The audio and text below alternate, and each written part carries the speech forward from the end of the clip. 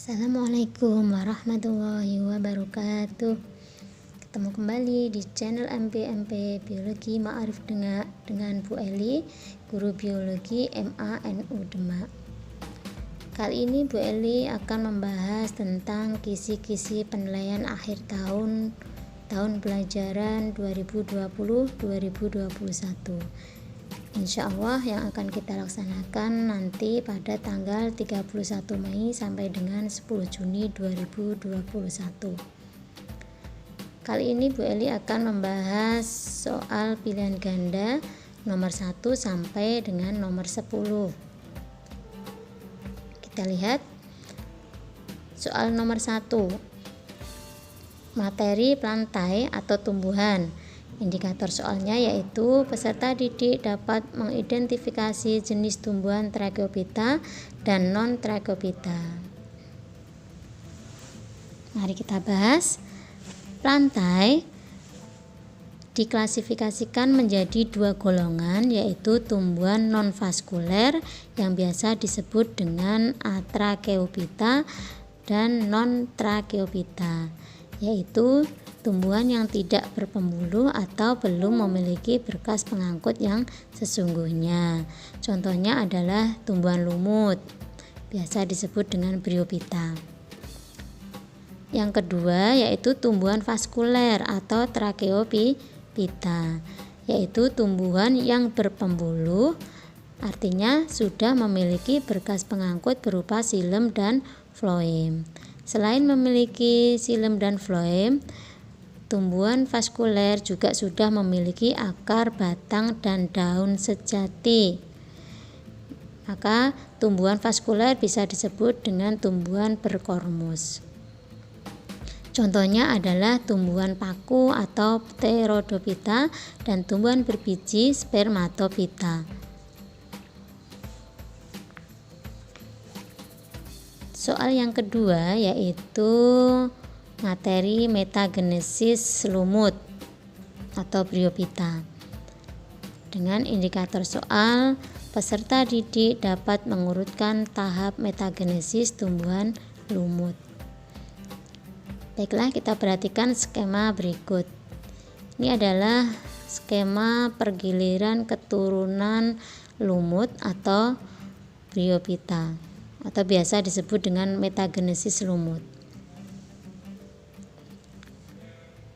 Lumut itu menghasilkan spora yang nanti akan tumbuh menjadi protonema jika jatuh pada habitat atau tempat yang memungkinkan.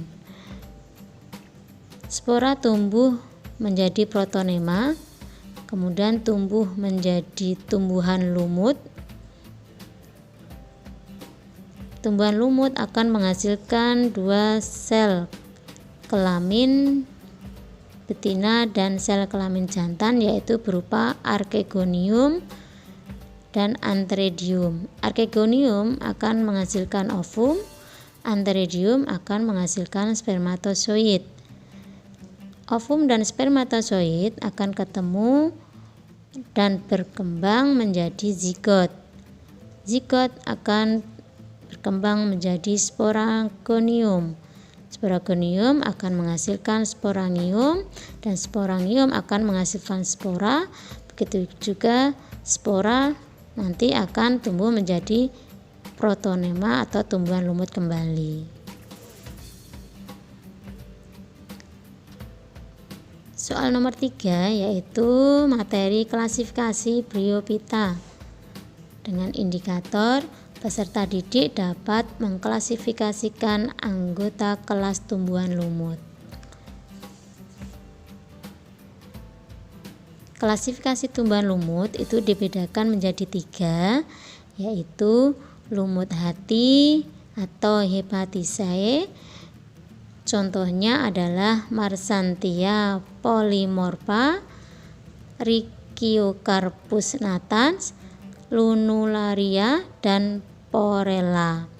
Yang kedua adalah lumut daun atau Bryopsida. Contohnya adalah Polytrichum commune dan Sphagnum.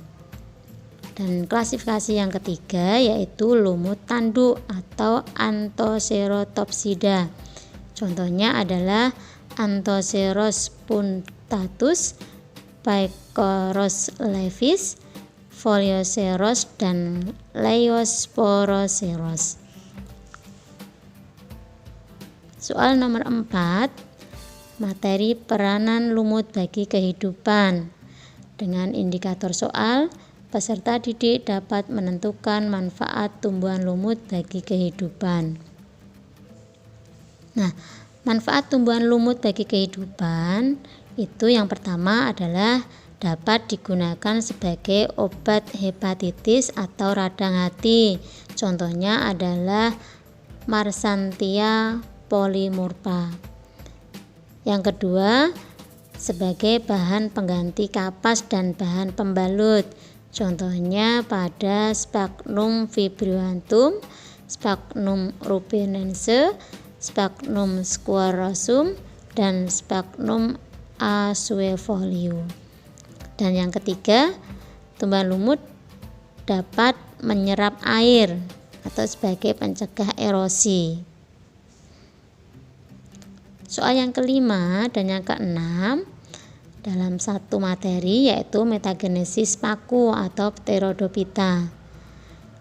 Dengan indikator soal nomor 5 yaitu peserta didik dapat mengidentifikasi fase metagenesis pada tumbuhan paku, dan soal ke-6 dengan indikator soal peserta didik dapat menentukan organ kelamin pada metagenesis Pterodophyta. Nah, kita bahas soal nomor 5 dan 6. Perhatikan bagan metagenesis tumbuhan paku berikut.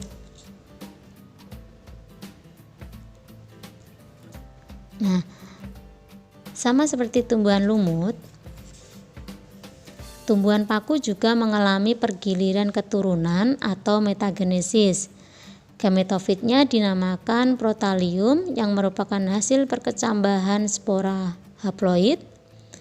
Generasi sporofit berupa tumbuhan paku dalam suatu protalium akan dibentuk archegonium atau biasa disebut dengan badan penghasil ovum, dan antheridium badan penghasil spermatozoid.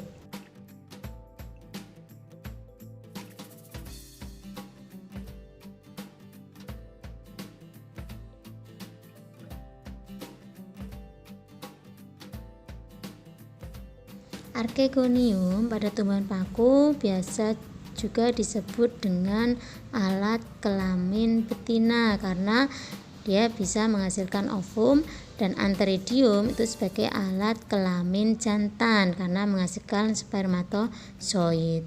Nah, ovum dan spermatozoid dengan media air akan bertemu lalu melebur menjadi zigot. Selanjutnya zigot akan tumbuh dan berkembang menjadi tumbuhan paku yang merupakan sporofit. Nah, pada daun fertil dibentuk sporangium atau kotak spora. Di dalamnya terdapat sel induk spora yang akan membelah secara meiosis membentuk spora haploid. Akhirnya sporangium pecah dan spora-spora keluar. Jika jatuh di tempat yang sesuai, spora akan berkecambah membentuk protalium. Dengan demikian, siklus hidup berulang lagi seperti tadi.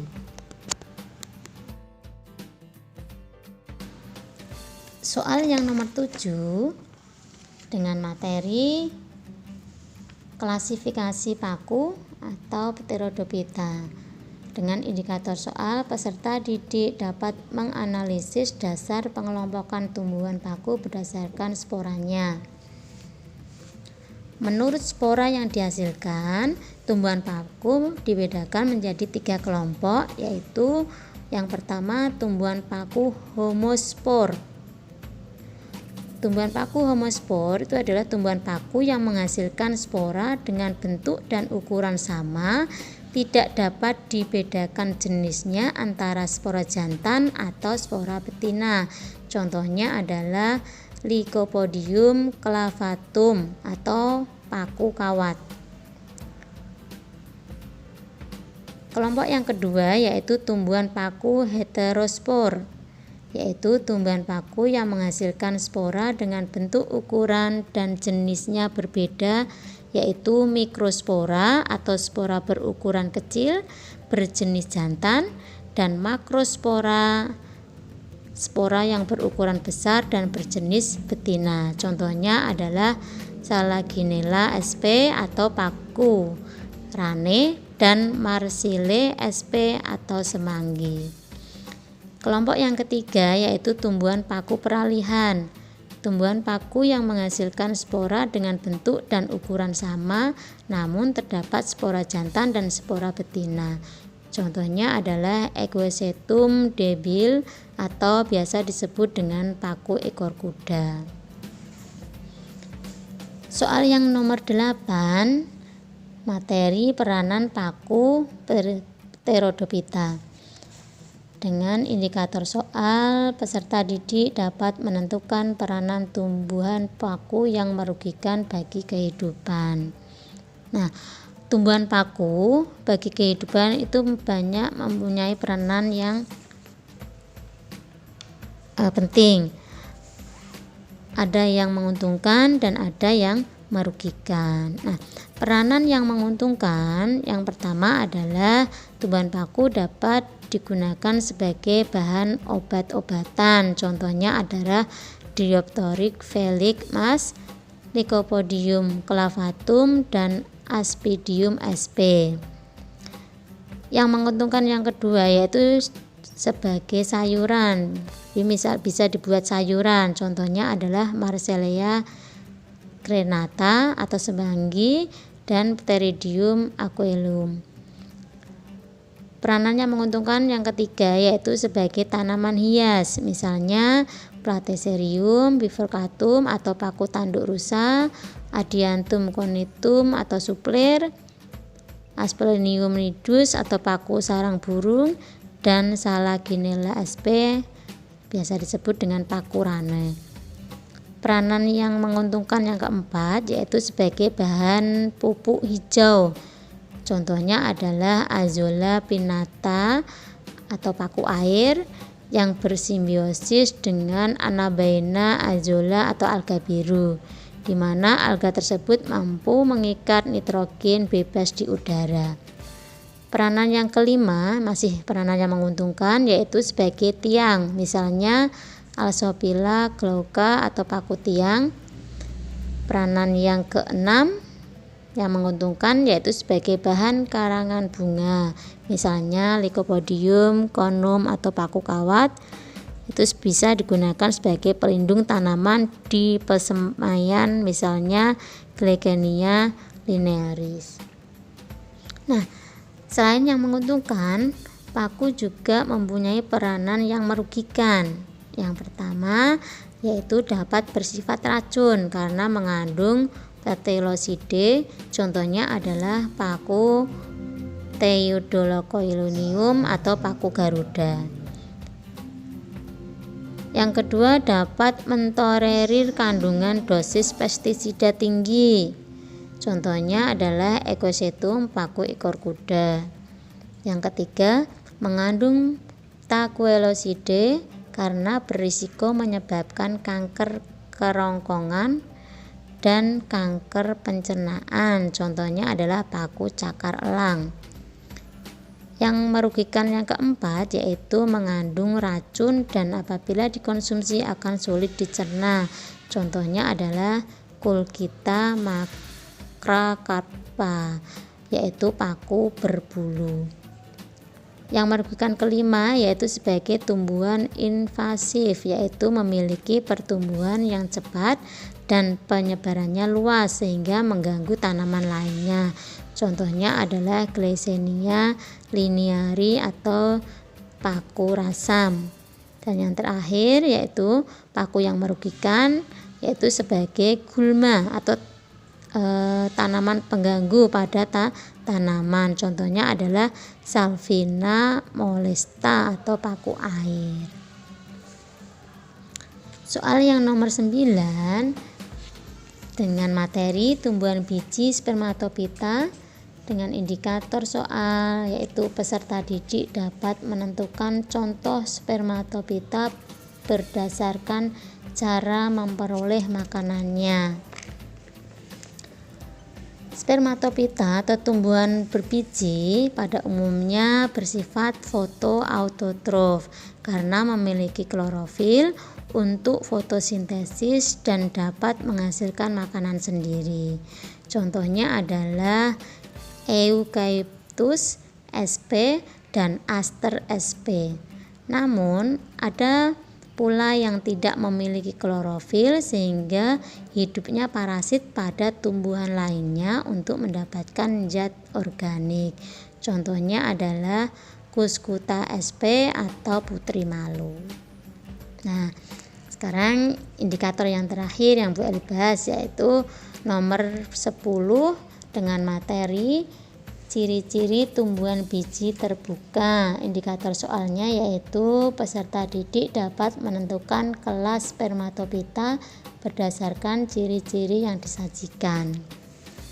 Nah, berdasarkan letak bakal bijinya, tumbuhan biji dibedakan menjadi dua golongan, yaitu Gymnospermae atau tumbuhan berbiji terbuka dan Angiospermae atau tumbuhan berbiji tertutup.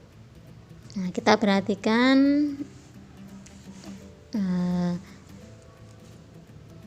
perbedaan dua ini,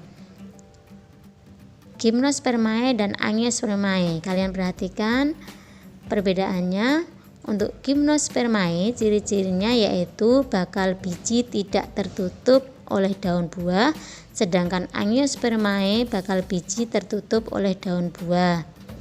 Perbedaan yang kedua, Gymnospermae batang berkambium berkayu, sedangkan Angiospermae batang berkambium atau tidak. Yang ketiga, Gymnospermae akar tunggang berkambium, sedangkan Angiospermae akar tunggang atau serabut. Gymnospermae daunnya umumnya tebal dan kaku, sedangkan Angiospermae daun pipih, tulang daun beraneka ragam. Ciri yang berikutnya, Gymnospermae terjadi pembuahan tunggal, sedangkan Angiospermae terjadi pembuahan ganda.